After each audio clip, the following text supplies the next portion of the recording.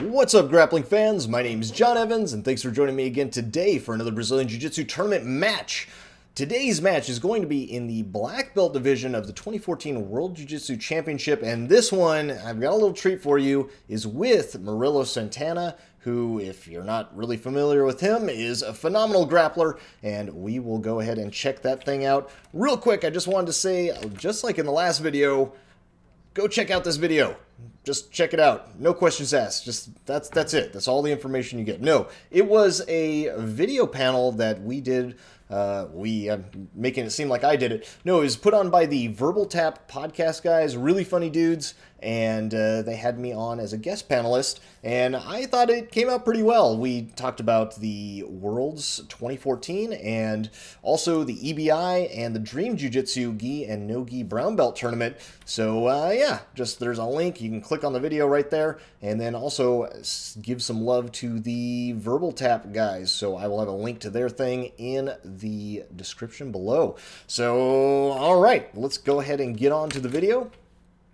This match, like I said, we've got Murilo Santana. This is a quarterfinal match. And his opponent is going to be Diego Nogueira. Diego Nogueira in the blue gi. And he is from Brazilian top team. And in the white gi is Murilo Santana. And he is just a phenomenal grappler. Really good.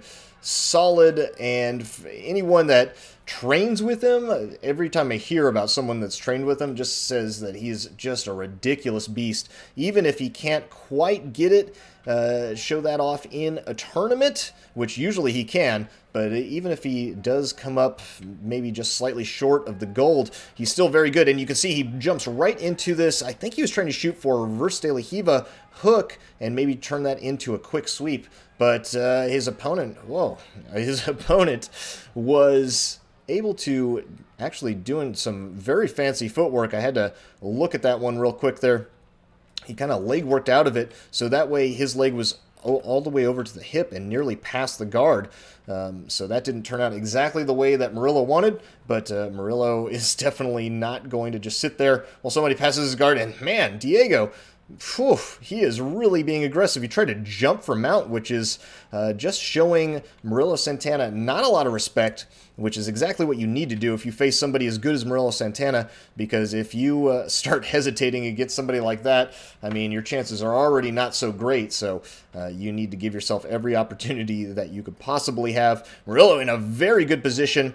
He's nearly about to be mounted, though, if Diego can get over this left knee of Murilo's, and it looks like he does, but Murilo just inverts, and he's nearly going on. Oh, he's got a calf crusher right here. He's going to push his opponent forward. Yes, you can get up and take the back or put that calf crusher on, but man, Diego is just doing everything that he can to keep Murilo off of his back. Murilo just grabbing the pant legs just like a wheelbarrow and pulls him down, and now he's just going to hang off of him. Monkey style, he has double underhooks, just wants to throw his hooks in, but then instead gets this, the near leg over, which is actually not so great for him, turns it into a reverse half guard situation. This is quite a scramble. Now Diego, I believe, is in the deep half guard.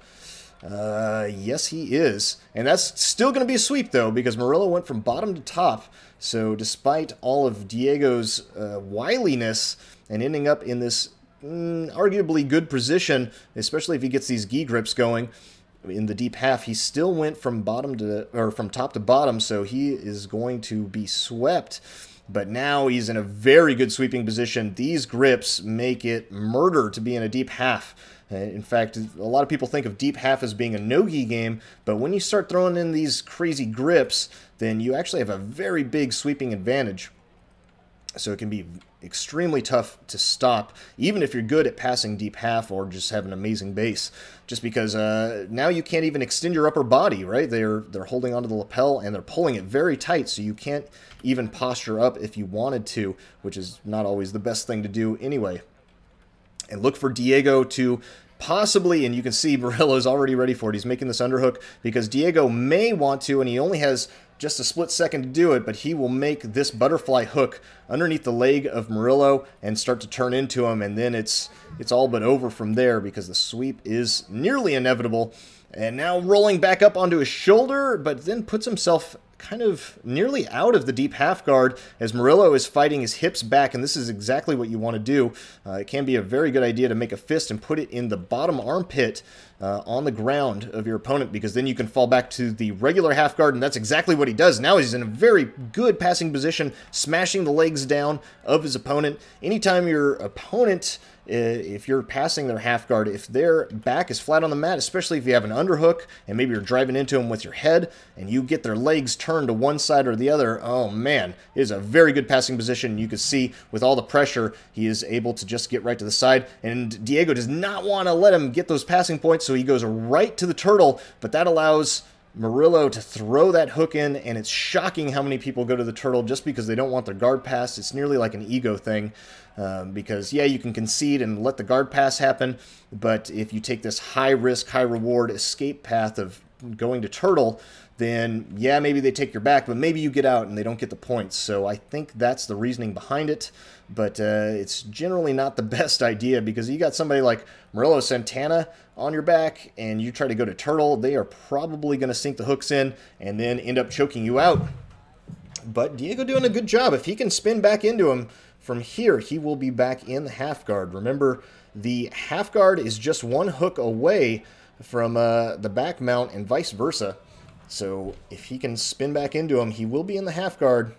And I don't believe Murilo ever had that second hook in, so he did not get points for that. But now in a very good position. He's, oh man, yes, he pulls him over and now gets both hooks in.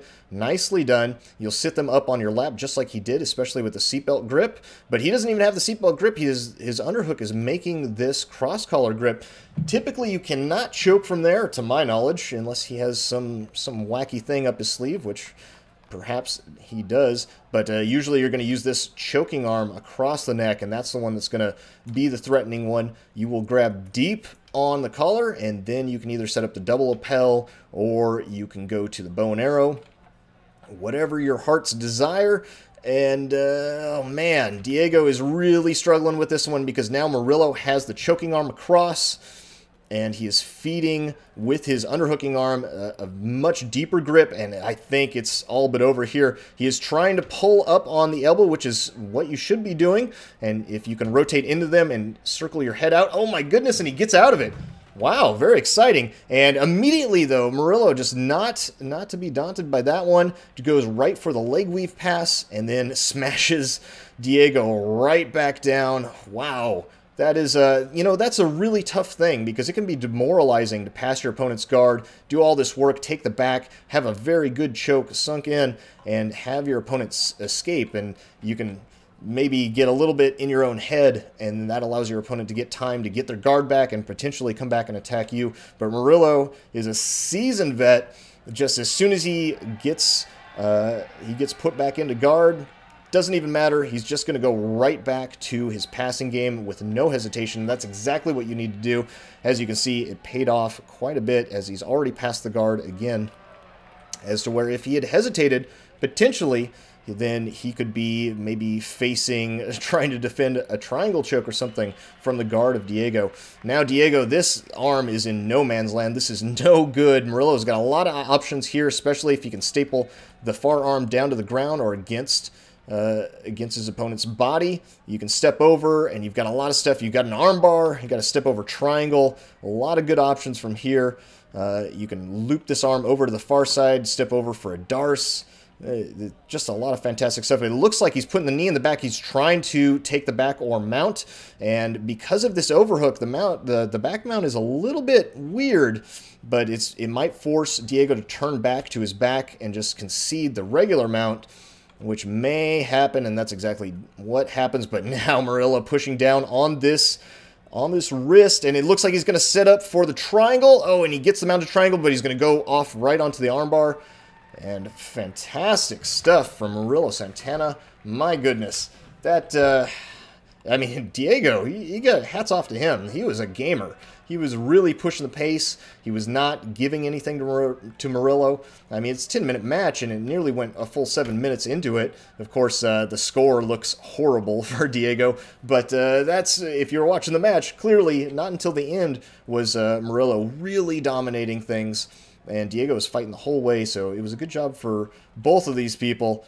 But Murilo ultimately takes it with some very technical, very tricky stuff. So congratulations to him. Anyway, thank you guys for joining me again today. My name's John Evans, and I've been your host. Until next time, goodbye.